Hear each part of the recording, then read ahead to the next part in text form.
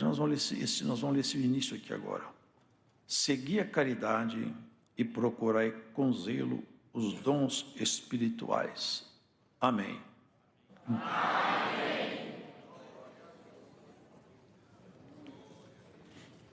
Aqui, irmãos, é mostrado o que há de mais valioso, mais alto, mais sublime. No título desse capítulo, vem escrita a suprema excelência da caridade. Porque aqui o apóstolo deixa bem claro as leis, a organização, os ritos da lei, todo o conjunto de cerimonial, tudo aquilo ali era uma figura. O Senhor mesmo falou, eu não posso me satisfazer com sangue de animais. E se eu quisesse um animal, eu também não pediria a você, porque a terra inteira é minha, eu mesmo pegaria.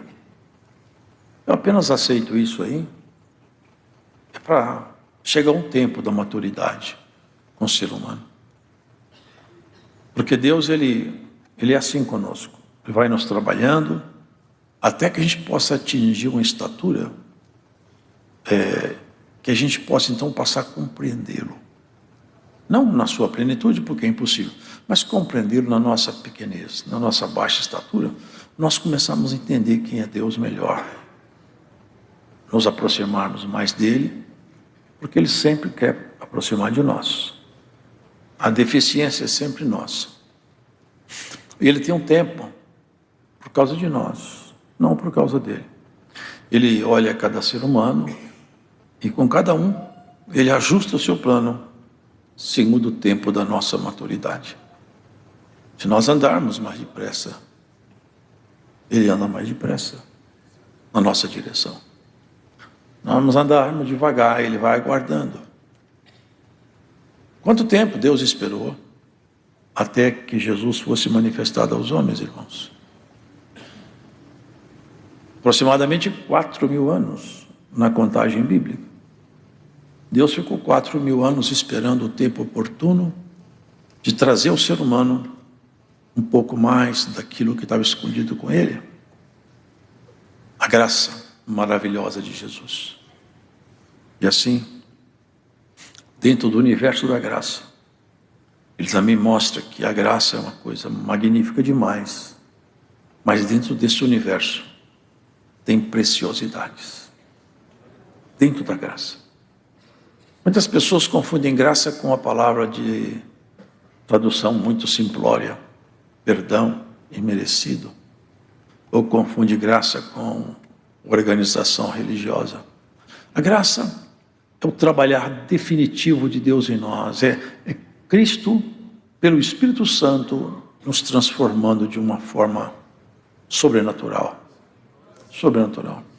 E essa transformação, ela tem um cerne, o núcleo, o fundamento dela.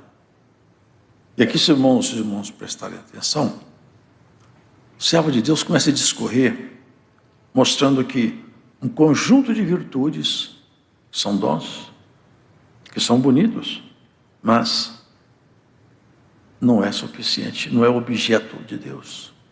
Tem muitas pessoas que acham que a graça de Deus se resume num dom, se resume numa manifestação.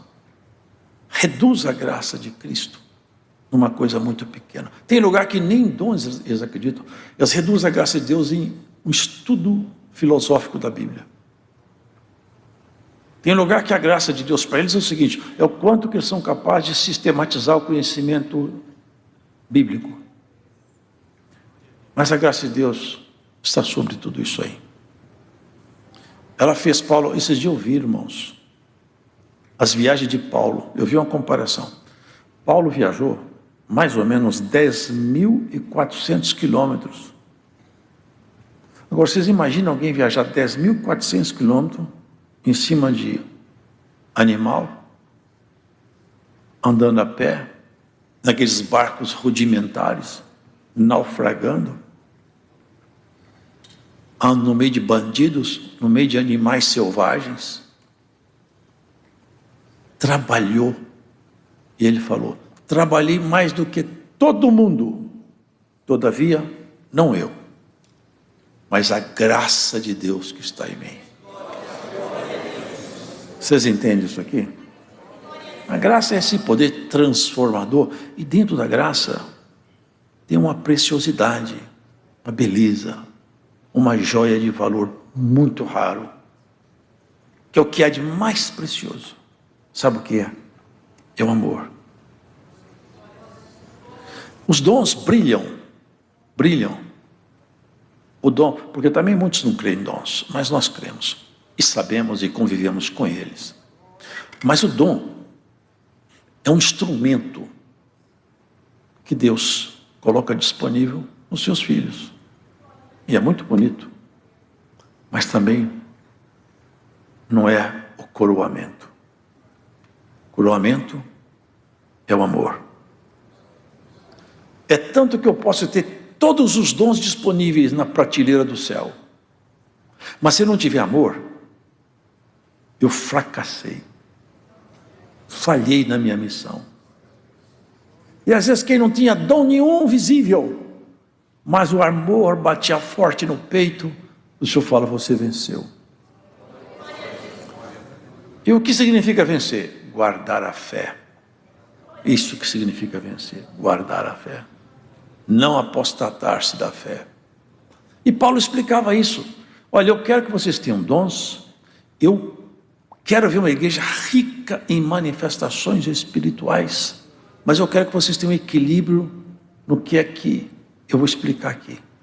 Tenham dons, mas cada dom que você tiver, coloca sempre o guardião, o amor, para que esse dom seja cativo ao amor, e não te torne arrogante nem soberbo. Muitos têm dons, mas não têm amor. Serve para todo mundo, mas não serve para ele. E se ele não tiver amor, parte daqui, ele é um trabalhador que perdeu sua jornada. Tem muitos lugares que eles ensinam que ninguém nunca mais pode perder a salvação. Vocês não acreditem nisso, viu, irmãos? Eu vou falar isso enquanto eu estiver vivo. A salvação pode ser perdida. Tem vários textos bíblicos que deixam isso claro. Se você tiver dúvida, depois leia Hebreus, Coríntios. Mas só é perdida quando a pessoa quer. Porque se tiver desejo no coração, Deus não permite que ninguém se perca. Basta ter simplesmente o desejo. Agora, se tiver amor, você nunca vai perder Deus de vista. O amor é um imã forte que te põe junto de Deus. Sabe, um dia Jesus estava ensinando, e sempre tem uns especialistas em Deus, né? Os religiosos. Lá os saduceus. Saduceus não acreditavam em dom, igual tem uns grupos. Eles não acreditavam em dom, não acreditavam em nada disso aí. Nem em vida posterior. Então eles quiseram colocar Jesus Cristo num dilema. Senhor, nós queremos te fazer uma pergunta. É sempre assim, com essa aparência de bonzinho, mas era para criar em Jesus um fracasso na resposta, fazer ele passar vergonha. Tinha um homem, agora os irmãos vejam, uma mulher casou-se com seu marido, mas só que o marido morreu. Aí ela casou-se com outro. Mas ele morreu também, ela casou com outro. Ele morreu, e assim foram 7 maridos que ela teve. 7. Depois, por último, o 7º morreu. Eles queriam colocar Jesus na parede com essa pergunta. Porque se tem ressurreição, vocês falam que vão reencontrar, agora eu quero ver que resposta que Jesus vai dar. Na ressurreição, de quem essa mulher vai ser esposa? Se 7 homens a tiveram por esposa. O Senhor falou com eles calmamente: vocês erram muito. Sabe por quê? Por 2 razões. A primeira delas é que vocês não conhecem a Escritura. E conhecer a Escritura é o dever de todo crente. Conhecer a Escritura. E depois vocês não conhecem o poder de Deus. Quem morre? Aí ele fala uma coisa muito bonita. Os que morreram, quando dá a ressurreição, sabe o que ele fala? Nunca leu? Deus dizendo: eu sou Deus de Abraão, de Isaac e de Jacó. Eu não sou Deus de mortos. Ninguém morre para depois encontrar comigo, não. Quem morreu está comigo. Eu não sou Deus de gente morta. Quem é meu está comigo. Não o corpo glorificado ainda, porque isso vai ser na segunda volta dele, mas esse é outro assunto. Mas, irmãos, entende? Esse é o ponto. Eu não sou Deus de mortos. Quando da restauração dos tempos, ele explicou: não se casarão, nem se darão em casamentos, porque eles serão semelhantes aos anjos dos céus. Ele está dizendo o seguinte: depois que essa guerra acabar, nós não vamos ter esse corpo de animal que nós temos, não, irmãos. É corpo de glória, é corpo como de um anjo, não tem sexo, porque o sexo é uma marca de animalesca em nós. Anjo não tem sexo. Homens e mulheres que se salvarão perderão essa natureza. Nós vamos ter a nossa alegria diretamente pulsante em Deus. Nós vamos estar de ligar diretamente com Ele. Aqui nossas alegrias são prazeres transitórios. Lá vai ser definitivo e constante, diretamente em Deus. Ele silenciou aqueles homens. Aí veio um fariseu, chegar na questão do amor. Mestre, qual que é o melhor mandamento que tem? Olha, amarás ao Senhor teu Deus de todo o teu coração, de toda a tua força, de toda a tua alma e de todo o teu ser. E o segundo, amarás a teu próximo como a ti mesmo. Toda a lei, todos os profetas estão resumidos aqui. Vocês perceberam? Amor resume tudo. Se você é capaz de amar, dá glórias a Deus. Porque você só está na graça porque Deus te amou primeiro. Amá-lo é o dever nosso. Ele nos amou primeiro, nós temos que amá-lo. É uma retribuição mínima que nós temos que dar para ele. E Paulo explicava: ainda que eu falasse a língua dos homens e dos anjos, supondo no idioma celestial, hipotético aqui, ele falava, ainda que eu falasse aquele linguajar assim, eu não acho que Paulo estava tão hipotético assim não, viu? Sabe por quê? Porque ele foi no terceiro céu. Então ele é um homem à parte. Bom, ainda que eu falasse a língua lá de cima, e a língua dos homens, que eu conhecesse todos os idiomas, eu não tivesse amor, eu seria como metal que sou, como sino que tine. Ou seja, eu faço barulho, mas fica só nisso. É um ruído. Eu preciso ter amor. Ainda que eu tivesse o dom de profecia. Interessante que na frente fala, procurai com zelos os dons espirituais, mas principalmente o de profetizar. Vocês estão vendo? Mas se eu tiver o dom de profecia e não tiver amor, sabe o que ele fala que eu sou? E conhecesse todos os mistérios e toda a ciência, ainda que tivesse toda a fé, de maneira que transportasse os montes. O Senhor Jesus falou, se você tiver fé como um grão de mostarda, você fala para essa moreira que está aqui, lança-te no mar, e ela vai ser lançada lá. Se eu tivesse essa fé que Jesus falou, olha, sem a caridade eu nada seria. Vocês percebem que o amor, irmão, não tem como abrir mão dele? E o amor não é alguma coisa que você recebe, não. É alguma coisa que você pratica. É fruto de prática. A ordem é amai.